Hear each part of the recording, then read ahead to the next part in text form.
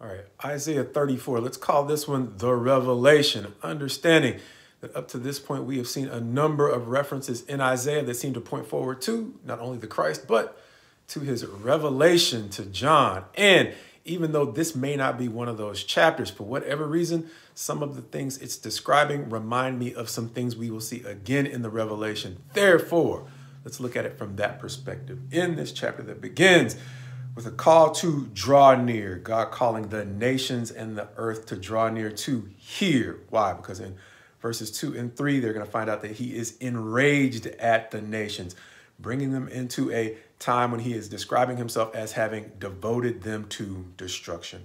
Verses 4 and 5, talking about the way in which he has dealt with the heavens and now is turning his attention, turning his attention to the earth, as he has described himself as having a sword that has handled business in the heavens and now is turning in verses 5b through 17 its attention toward Edom.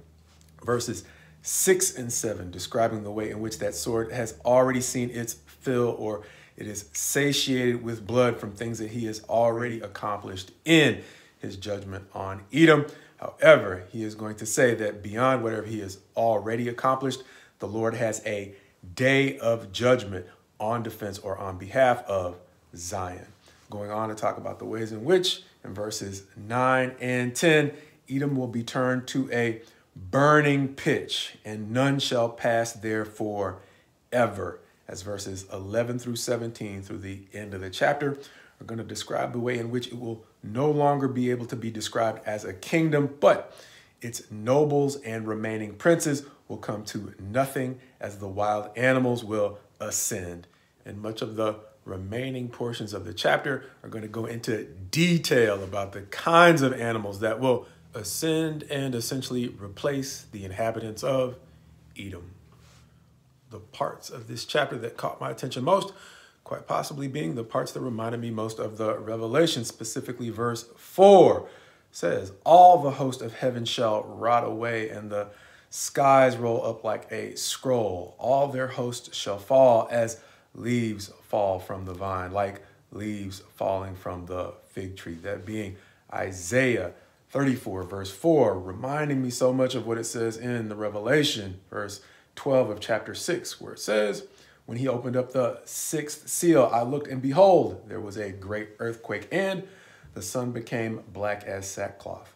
The full moon became like blood, and the stars of the sky fell to the earth, as the fig tree sheds its winter fruit when shaken by a gale. The sky vanished like a scroll that is being rolled up, and every mountain and island was removed from its place." That's not the only one, though. Verse 10 of Isaiah 34 will say, "Night and day it shall not be quenched. Its smoke shall go up forever," reminding us of the way in which the chapter goes from the judgment in heaven to the judgment on earth.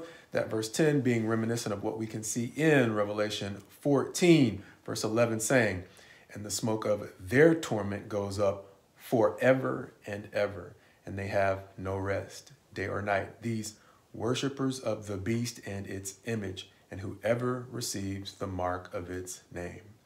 Not too different from what we'll see in Revelation 18, verse 18, talking about the judgment of the great prostitute. I think it's also called Babylon.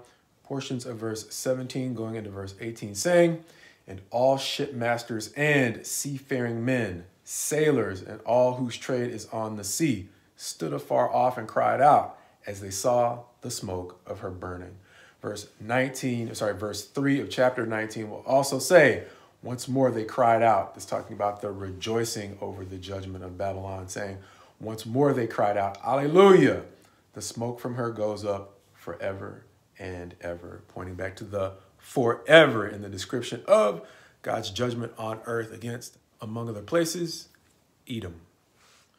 Reminding me of the way in which these prophecies at times cannot be properly understood without both a present and a future application, in much the way David himself was described by Peter in the sermon on the day at Pentecost in Acts chapter 2 as saying things that clearly went beyond his own experience to talking about the time of the Christ, the foundation in many ways of Peter's sermon or appeal to the people on the day of Pentecost in chapter 2, where he says David could not have been talking about himself when he seemed to foreshadow the resurrection of the Christ.